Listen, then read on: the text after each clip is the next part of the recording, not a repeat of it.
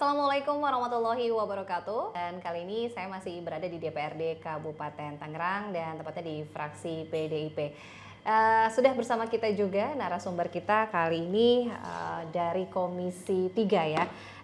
Lengkapnya Bapak Akmaluddin Nugraha STP dan beliau juga selaku Ketua Fraksi dari PDIP Kabupaten Tangerang. Kita sapa dulu. Assalamualaikum warahmatullahi wabarakatuh. Waalaikumsalam warahmatullahi wabarakatuh. Apa kabar Pak Dewan? Alhamdulillah baik. Alhamdulillah baru selesai paripurna nih Pak hari ini. Iya hari ini. Jadi hari ini ada 2 agenda.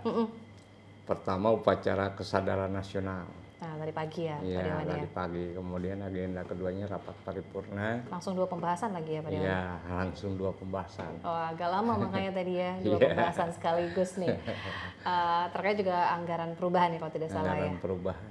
Oke, tapi kabar sehat ya Pak Dewan ya? Alhamdulillah. Alhamdulillah di 3 bulan terakhir di tahun 2023. Tapi masa jabatan masih sampai 2024 ya Pak Dewan? 2024 Agustus. Agustus. Nah, 2024 Agustus masih ya lumayan. Tapi walaupun masih di 2024 Agustus sudah mulai menginjak tahun politik lagi ya Pak Dewan ya. Betul. Sudah mulai target-target partai maupun juga personal. Nanti kita bahas itu deh. Tapi mungkin di awal kita coba ingin mengulik nih Pak Dewan dari background sebelum terjun ke politik. Profil dulu nih. Putra daerah mana nih Pak Dewan? Saya asli Cisauk. Cisauk. Wah ini sesuai dengan dapilnya Pak Dapil Dewan ya. 6. Dapil 6. Kecamatannya ada berapa Pak Dewan? Untuk Dapil 6 ini ada 4 kecamatan sekarang ya. Kalau di periode pertama itu kita masih bergabung dengan wilayah Tangsel. Ya, Sekarang masih jadi gabung Tangsel ya. Ada 6 kecamatan kalau dulu. Sekarang jadi lebih. Nah sekarang Lucut. karena melahirkan anak lagi Kabupaten Tangerang, akhirnya terjadi irisan antara Kecamatan Cisauk dan Pagedangan. Iya. Yang tertinggal. Tersisa ya. Iya, jadi masih desa gitu. Iya. Nggak masuk kota gitu. Jadi tinggal sisa 4 kecamatan ya Nah, Pak Dewan ya. Pasca pemekaran itu yang akhirnya ditambah lagi 2 kecamatan yang tadinya masuk Dapil 5 jadi masuk ke Dapil 6 Kabupaten Iya. Legok dan Kelapa II. Oke, dan alhamdulillah ini sudah ke periode ketiga kalau tidak salah ya Pak Dewan. Periode ketiga alhamdulillah. Setia sekali dengan Kabupaten Tangerang nih. Sudah hat-trick. Sudah hat-trick istilah kalau sepak bola nih. Tapi artinya itu kan sangat terpercaya ya istilahnya oleh masyarakat, dipercaya kembali untuk mengawal pembangunan di Kabupaten Tangerang ya Pak Dewan ya. Ya mudah-mudahan ya sebenarnya gini, jadi mungkin di konstituen di Dapil 6 ini kan melihat jejak rekam juga. Betul. Track record Ya, sebelumnya mudah-mudahan ya. banyak yang baik lah Amin. di Dapil 6 ini. Itu, makanya mungkin saya masih dapat amanah. Amin. Nanti kita coba tanya target ke depan juga nanti di akhir ya Pak Dewan. Nah tadi disampaikan ini periode ketiga. Kemudian juga kalau tidak salah sebelum terjun ke politik memang Pak Dewan ini aktif ke organisasian begitu ya. Kalau istilah anak sekarang aktivis, betul nggak nih Pak Dewan? Dulu bagian dari 98. Wah dulu Cuman ikutan demo ya Pak Dewan ya. bukan pemeran utama gitu. Ya kita ikut lah. Ikut dulu. Ya nggak nyangka juga. Iya. Dulu ngedemonya DPR. Sekarang malah jadi anggota DPR. sekarang Walaupun demo, DPRD kan gitu. Iya, tapi ini masih tidak asing begitu ya Pak Dewan ya, tidak asing dan tidak sulit untuk adaptasinya juga pada saat terjun ke legislatif ya Pak Dewan. Iya. Ya sangat, karena melihat ini jadi pendidikan itu sebenarnya yang bisa menyesuaikan. Betul. Gitu. Nah, apa sih yang menjadi latar belakang saya harus jadi dewan? Apa yang ingin dirubah? Pasti kan awal ada tujuan begitu ya Pak Dewan. Iya. Pertama ya ketimpangan dulu kita masih bergabung dengan wilayah Serpong. Nah, dalam segi pembangunan wilayah Cisauk Pagedangan ini tertinggal. Jadi belum merata ya. Belum merata karena di 2 wilayah itu walaupun terwakili tapi terwakilinya oleh orang seberang kan gitu. Jadi minoritas gitu ya. Iya, maksudnya yang mewakilinya orang wilayah Kecamatan Serpong. Nah, secara otomatis kadang-kadang mereka lebih aspiratif di wilayahnya kan Iya, gitu. iya. Misalnya di sana 10, Cisauk paling kebagian 1. Belum mewakili begitu Ya, ya. itu yang menjadi motivasi saya berani mencalonkan diri menjadi anggota DPRD waktu itu. Salah satunya adalah mengaspirasikan Iya. tadi ya, apa yang memang belum termaksimalkan begitu Betul. pembangunan ya Pak Dewan. Tapi kalau dari latar belakang keluarga, apa juga sebelumnya ada yang terjun ke politik atau baru Pak Dewan? Nggak ada. Jadi, Cuman dari kakek aja sih. Oh, oke. Dari bukan kakek lagi, Uyut tuh. wow, jadi jauh ya Pak Iya. Dewan ya. Uyut itu kepala desa dulu. Di wilayah Tangsel. Gitu. Dua-duanya dari pihak kakek dan pihak nenek. Iya. Gitu. Jadi jauh Tuh, ya. kalau dari pihak ibu ya. Kalau dari pihak bapak bukan. Nggak ada jadinya. Nggak ada. Tapi mudah-mudahan nanti setelah Bapak ada regenerasi juga dari Mudah-mudahan. anak dan lain-lain ya, Iya. yang juga regenerasi untuk terjun ke politik ya Pak Dewan ya. Nah, kalau keluarga sendiri tadi kan disampaikan backgroundnya jauh begitu yang terjun ke politik. Dukungan keluarga ini kan penting banget ya Pak Dewan ya, apalagi ini sudah ketiga periode, apalagi dengan konstituen yang datang ke rumah bukan hanya pada saat kunjungan reses nih, pasti ke rumah juga tiap waktu ada aja ya Pak Dewan ya. Iya, awal-awal sih kaget keluarga ini. Pas kita terpilih, oh ternyata suami, kemudian karena memang kita masih berdekatan Iya. dengan keluarga di tempat tinggalnya. Awal-awalnya mungkin mereka kaget juga pas adanya jadi tempat curhat lah masyarakat. Gitu. Tiap Sabtu Minggu itu ya pasti ada lah. Ya, yang konsekuensinya waktu memang lebih banyak ke masyarakat ya Pak Iya. Dewan ya. Biasanya apa sih yang diaspirasikan mungkin dari dapilnya Pak Dewan nih, dari masyarakat? Iya. Banyak sih. Ya terkait penataan wilayah, penataan lingkungan, kemudian wilayah-wilayah yang belum tersentuh, Iya. gitu. Baik secara infrastruktur maupun non infrastruktur kan seperti itu. Betul, ini akses juga dan Akses, lain-lain ya ya. Pak Dewan ya. Tapi alhamdulillah setelah saya 3 periode ini 80% di wilayah Cisauk itu terselesaikan. Alhamdulillah. Itu dibantu lagi Iya. adanya pengembangan raksasa di sana kan gitu. Ada BSD Sumarekon gitu. Iya. Alhamdulillah ya, ini mulai bangkit ya. Itu membantu juga. Perekonomian masyarakat Iya. sekitar juga terbantu ya Pak Dewan ya, alhamdulillah. Nah ini terkait dengan tupoksi di Komisi 3 ya Pak Dewan ya. Tentunya ini kan sudah kalau berbicara terkait dengan RPJMD Pak Bupati ini hampir selesai begitu ya Pak Dewan ya, hitungannya hari, kemudian realisasinya pun juga maksimal. Tanggapannya seperti apa nih Pak Dewan? Iya sebenarnya jadi kami lembaga DPRD kemudian juga Bupati sebagai eksekutif di Kabupaten Tangerang berusaha semaksimal mungkin nih bagaimana dalam hal pembangunan kemudian juga pendapatan kita raih yang memang 3 tahun ke belakang ini kita terpuruk karena COVID kan Betul, gitu. betul. Tapi alhamdulillah Tangerang ini pasca COVID dengan manajemen dari Pemda kemudian controlling dari lembaga DPRD, alhamdulillah kita masih bisa bertahan dibandingkan daerah-daerah lain di Banten. Betul, pasca Ya, COVID ya, apalagi ya, pasca pemulihan COVID. ekonomi ya terutama ya, pemulihan ekonomi. bukan dari segi sektor kesehatan tapi juga dari pemulihan ekonomi. Nah berkaitan dengan mitra kerja di Komisi 3 ini memang berkaitan dengan keuangan, pendapatan. Nah ini bagaimana fungsi controlling mungkin dari PAD Kabupaten Tangerang tadi disampaikan sudah mulai bangkit nih, sudah kembali ke tracknya istilahnya gitu ya Pak? Ya pokoknya terus monitoring. Contohnya di Bapenda itu seperti apa? PAD Kabupaten Tangerang ini dari sektor mana aja sih? Iya.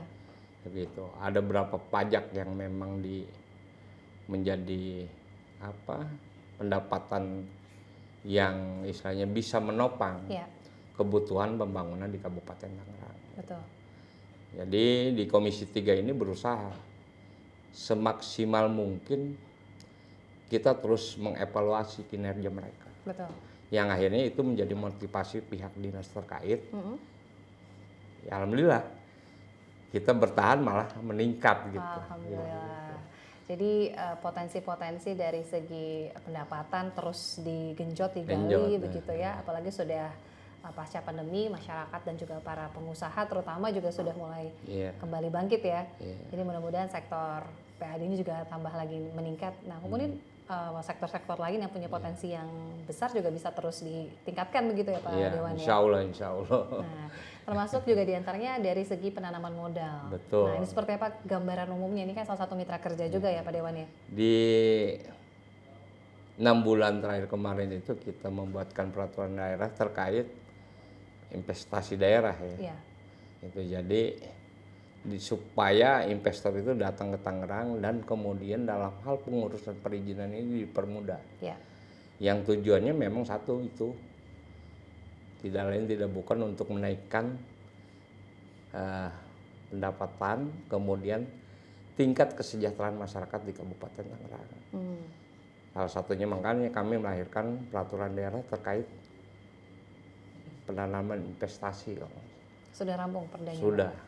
Sudah diparipurnakan. Sudah diparipurnakan, artinya sudah ada payung hukum Ya, tinggal menyesuaikan aja, karena memang turunan dari pusat juga, gitu terkait investasi daerah ini.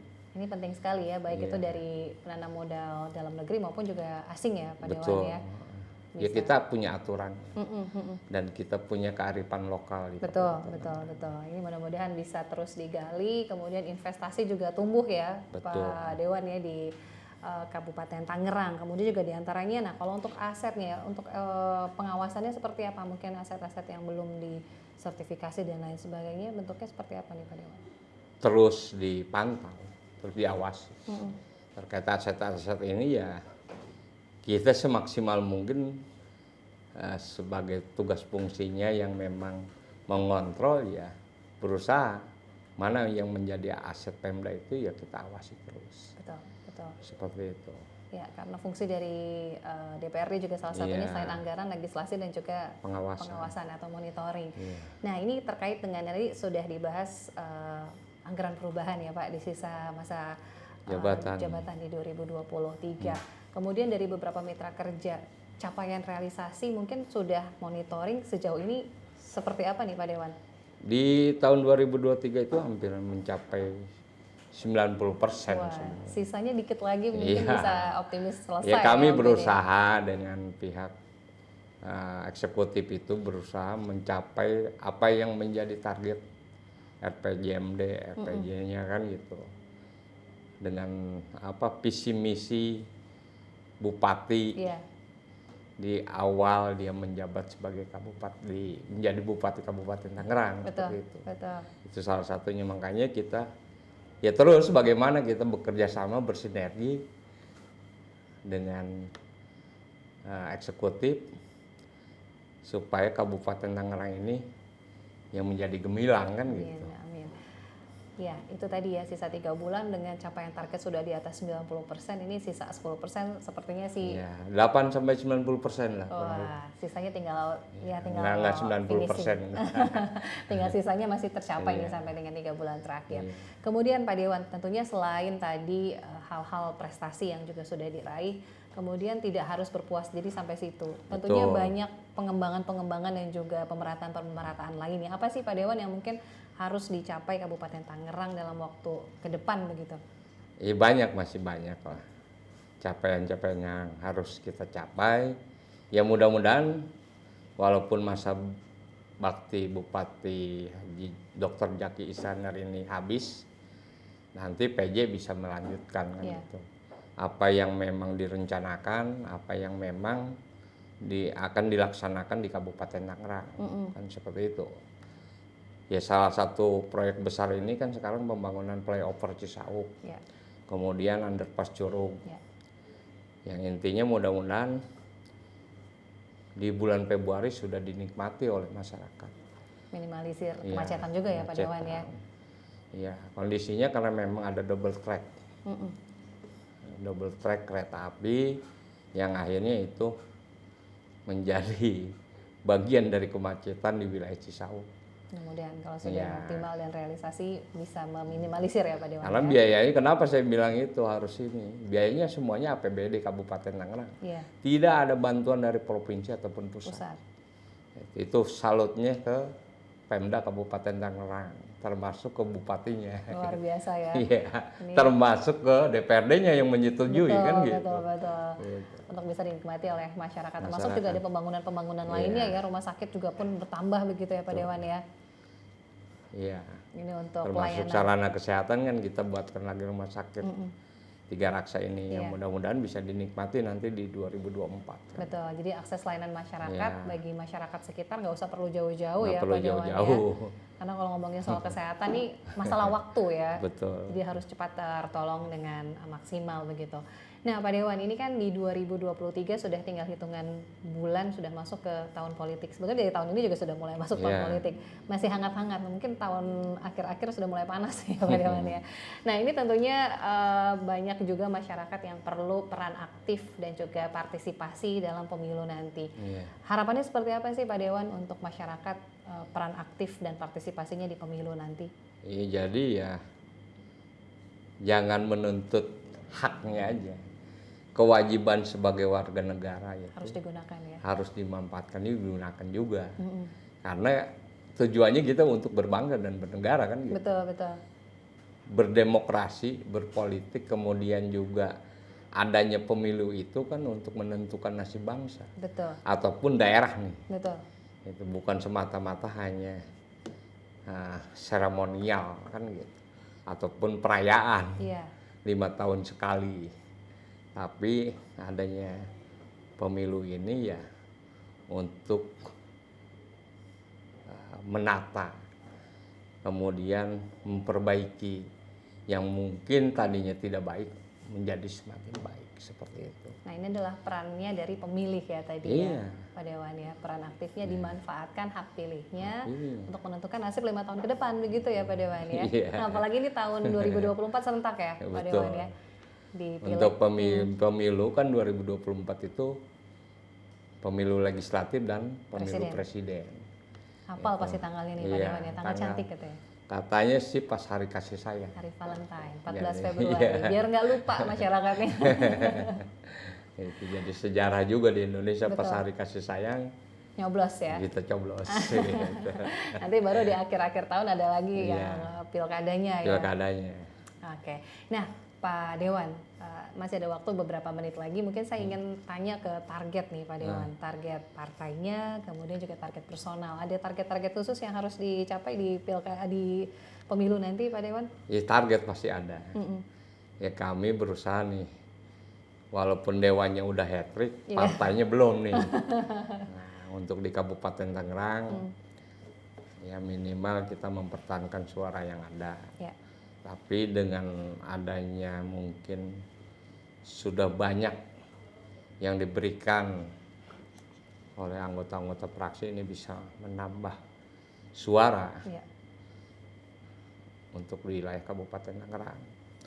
Ya target itu per dapil 2 kursi lah. 2 kursi. Biar aman nanti di Novembernya di saat pilkada.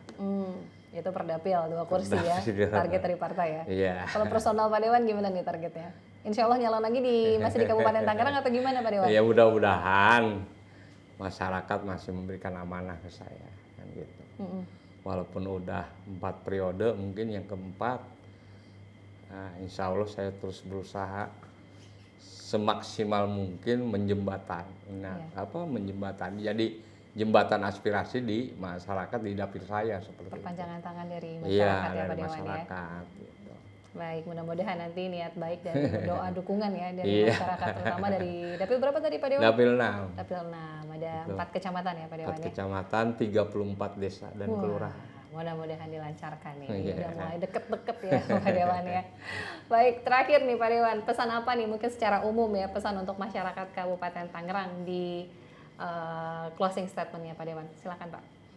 Untuk masyarakat Kabupaten Tangerang, saya meminta ya adanya pembangunan yang sedang berjalan ini terutama di wilayah Cisauk, kemudian Curug, mohon bersabar. Walaupun bupatinya sudah mau habis, tapi ini pekerjaan ini akan terus berlanjut. Insya Allah dari DPRD terus mengawal apa yang memang sudah menjadi rencana pembangunan di Kabupaten Tangerang. Seperti itu. Kemudian untuk masyarakat, ya datang nanti ke TPS. Pilihlah calon wakil rakyat itu yang benar-benar punya jejak rekam, kemudian yang pastilah yang namanya calon wakil itu ya harus amanah. Itu mungkin. Amin. Mudah-mudahan apa yang menjadi doa ini bisa terwujud.